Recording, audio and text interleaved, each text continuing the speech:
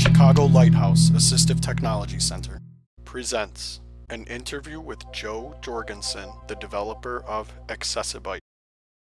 We have a special guest today who will be talking about some software that he has created to help people who are blind and visually impaired and also with some other disabilities. So we're going to have some fun getting into what this software is about. And I would like to introduce Joe Jorgensen, who is an assistive technology trainer. How's it going, Joe? It's going very good. Awesome. Glad you could come in today and be part of our ATC Assistive Technology YouTube channel. This is going to be fun. I'm glad to. Thanks for having me. Awesome. So can you tell us a little bit about yourself and why you decided to develop some of these products and kind of what they are? Yeah, I have a comms and CBRT certifications. I mainly teach adaptive technology every day while I'm at work. And so in the meantime, and in the evenings, I've been working on Accessibyte in order to bring some products to market that I kind of were hoping were there for myself and things I found myself needing. So I just took the time and built them on my own and started using it. That's awesome. And how many products have you made? Have you made I know it's part of the Accessibyte software, but I understand there's more than one program, or? Right now there's 3 programs on the Accessibyte website for sale. There's Typio, Accessibyte Arcade, and WordWave. I've got a few more products that I'm working on right now that'll be finished over the next year. Really, I've got more ideas than time, so it's kind of an endless list of products. I think we all have more ideas than time. Right. Anybody who trains, and you always find a niche or a need for something, and you think, gosh, I wish I could make it. And that's really cool that you've actually said, you know what, I'm going to make it. So that's great that you could develop it. Can you tell us a little bit about Typio and what that is? We'll start with that one. Yeah, Typio is a typing instruction tool. I use that phrase specifically. It's a tool. I think it's geared for both educators and for learners. It's basically a program that brings visual and audible enhancements into the typing instruction interface. Really simple, distraction-free. You can create your own lessons. You can use the lessons that come with the program, or you can just do free typing, all of which will kind of break apart longer segments into shorter chunks for the learner to type and give you statistics along the way. That's great. So when you talk about free typing, that's kind of for somebody who, even before you get into a lesson per se, you can actually explore the keyboard before you actually work with the lessons, or? Definitely. I think it works very well before and after doing lessons. That feature actually came in because people were requesting it of the program. So I put it in there and I found out some people were using it as like kind of a precursor to doing the lessons, and some people were using it more as an open-ended test at the end. So the user can just type freely, and when the time limit's up or when you escape out of that section of the program, it'll give you the stats of how many words you typed, errors, and all that. Oh, that's awesome. And what do you think sets it apart from kind of what's out there or what maybe exists as far as something along the lines of like a talking typer or anything? Do you think it differs in some way from that, or? I do think it differs. I wouldn't put it out there if I thought it was the same thing. And while there's a lot of good programs out there, I think what separates Typio is that it's really distraction-free learning. There's visually on the screen, there's just the prompt to type, a divider line, and then underneath the progress that you're typing. Audibly, you're just getting the same things brought back to you. So there's not a lot of hoops to jump through.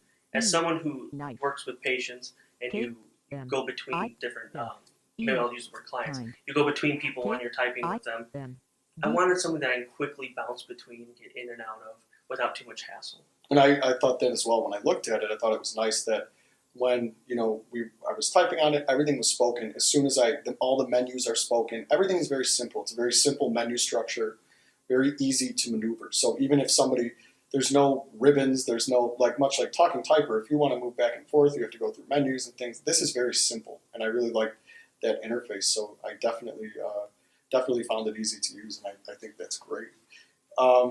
Is there anything as far as the other program you wanted to talk about, the arcade, Accessibyte Arcade? What does that entail? I know it's not just one program, if you will. It's kind of a few applications, right? Or? Yeah, Accessibyte Arcade was a lot of fun to make. I think it's a lot of fun to use as well. It's a suite of 6 adaptive computer games, each one really different from the other ones.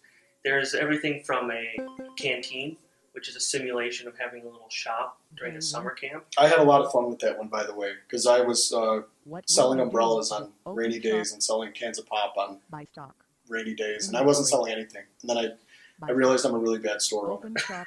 There's some strategy hidden behind that one. Exactly, I love it. Yeah, so there's Canteen, there's Crazy Phrase, which brings different phrases, and you put in like a verb or an adjective ahead of time, and then it plugs it all into the story and reads it out to you, kind of for some fun results. That's kind of like when we were kids, like Mad Libs or It's exactly what the motivation was Mad Libs. I loved Mad Libs when I was young. So I did too. Yeah. I noticed. I thought this is a blast. Me and I was testing it with Luke, my coworker, and we had some fun with it. That's a great. I love that one. Yeah, I'm glad you guys enjoyed using it. When I was making these, I had a lot of fun doing it as well. There's also Samurai, which is kind of like a reflex sort of game. You give there's a sound effect that goes off. You have to respond with a key press in time, but if you wait too long, you lose.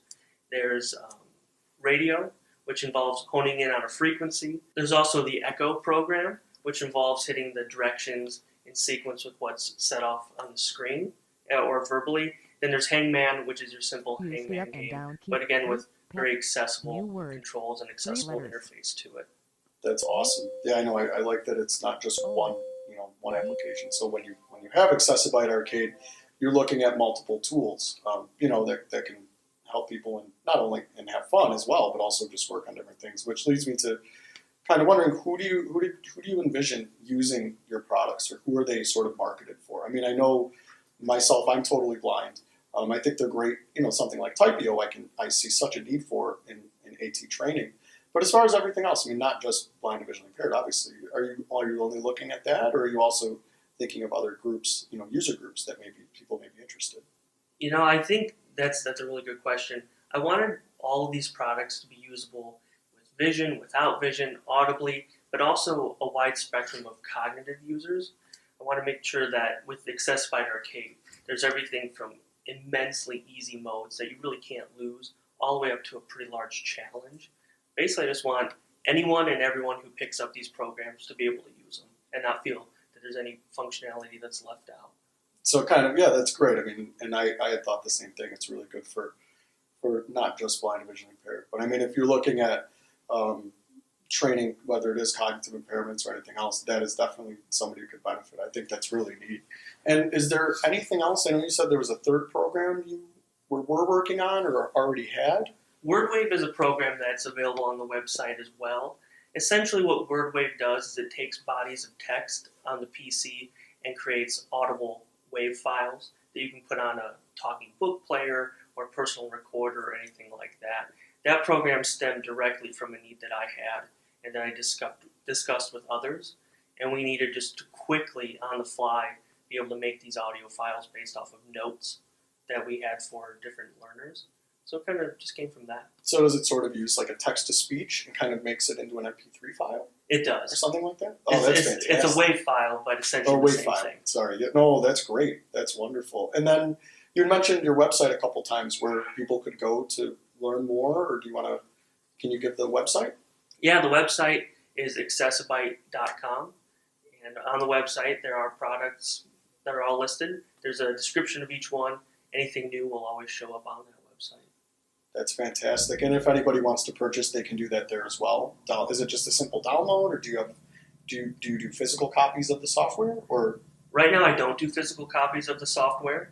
I just have digital downloads. If you go and order it on the site, you get an email with a download link and the serial number for the software. Fantastic. That sounds great. And for anyone, again, that's accessibyte.com. And that is wonderful. And thank you so much for coming out today, Joe. And if there's anything else that you wanted to talk about, or anything maybe you're thinking of in the future or want to throw out there? Well, I got to be careful with what I'm throwing out for in the future, but I've definitely got a few other programs that are just about finished.